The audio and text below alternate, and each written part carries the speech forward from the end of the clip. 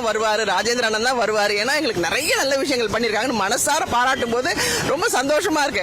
அப்படி ஒரு நல்ல மனிதருக்காக நான் வந்து இங்க வாக்கு சேகரிக்கிறதுக்காக வந்திருக்கேன்றது நினைக்கும் போது ரொம்ப ஆனந்தமா இருக்கு. நீங்க தமிழ்நாட்டு பல்வேறு பகுதிகளில் பிரச்சாரம் மேற்கொண்டு வரீங்க. பிரச்சாரம் பயங்கரமா சூடு பிடிக்க ஆரம்பிச்சிருச்சு. எப்படி இருக்குன்னு கேட்க முடியல. உண்மையிலேயே அது ரொம்ப டஃப்பான ஒரு தேர்தல் தான் இது. ஆனா நம்பிக்கையோட வெற்றி எங்களுக்கு தான் வெற்றி நிச்சயம்ன்றது ஒரு பெரிய நம்பிக்கையோட நான் வந்து இந்த தேர்தல் வாக்குறுதி சேகரிச்சுக்கிட்டு இருக்கேன்.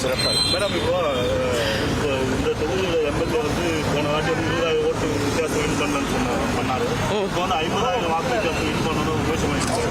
அதை நீங்க எப்படி பாக்குறீங்க? எந்த அளவுக்கு வரவேற்பு இருக்கு? கண்டிப்பா அண்ணனாவது 50,000 சொன்னாரு. நான் லட்சம் ஓட்டு வித்தியாசத்துல எங்க அண்ணன் ஜெயிப்பாருன்ற பெரிய நம்பிக்கையோட நான் சொல்றேங்க. ஏன்னா எல்லாரும் சொல்லுவாங்க, செய்ய மாட்டாங்க. எங்க அண்ணன் வந்து சொல்றதை தாண்டி நிறைய விஷயங்கள் செஞ்சிருக்காங்க. அந்த நம்பிக்கையோட நான் இங்க வந்திருக்கேன். நான் வந்து தைரியமா கேட்பேன், என்ன செய்யல எங்க அண்ணன் உங்களுக்கு சொல்லுங்க அப்படின்னுட்டு. அதனால நான் போற ஒரு இடமும் ஒவ்வொரு வீடும் என்ன வந்து அப்படி வரவேற்கலாங்க. எங்க அண்ணனோட தங்கச்சின்ற ஒரு சந்தோஷத்துல நான் எல்லார்கிட்டயும் நல்லா அழகா பேசி ஓட்டு வாங்க. நடிகர் விஜய் வந்திருக்காரு, அவர் ஓட்டு பிரிப்பாருன்னு சொல்றாங்க. நீங்க ஒரு நடிகர், நீங்க அதை எப்படி பாக்குறீங்க? எனக்கு தெரியலங்க, எதுவுமே தெரியல. அவர் ஒரு நல்ல நடிகர், அவ்வளவுதான் எனக்கு தெரியும். ஓகேங்களா, தேங்க்யூ. திருவள்ளூர் தொகுதி இன்னும் ஊரே வந்து மெச்சுற மாதிரி, தமிழ்நாடு வந்து திரும்பி பாக்குற மாதிரி இந்த தொகுதியை பண்ண போறாரு அண்ணன். அதுக்கு உங்களுடைய பெருவாரியான வாக்கு வித்தியாசத்துல அண்ணனை வெற்றி பெற செய்யணும்னு நான் மனசார கேட்டுக்கிறேன்.